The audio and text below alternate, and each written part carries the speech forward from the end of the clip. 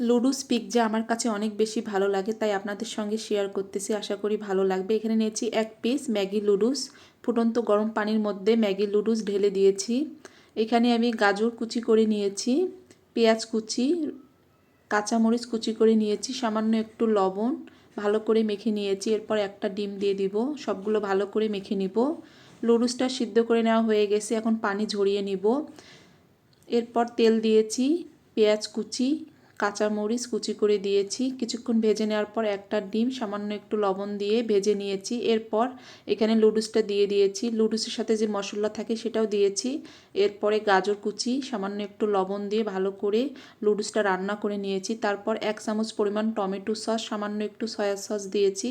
ভালো করে রান্না করে নেওয়ার পর এখন একটা ডিম ভেজে নিয়েছি। ডিমের উপর সামান্য একটু টমেটো সস দিয়েছি। এরপর রান্না করে নেওয়া লুডুসগুলো দিয়ে দিব। মোয়ানের সিস উপর দিয়ে কুচি কুচি করে দিয়েছি। 2 মিনিটের জন্য ঢাকনা দিয়ে ঢেকে দিয়েছি। হয়ে গেছে লুডুস পিৎজা। আমার কাছে অনেক বেশি ভালো লাগে।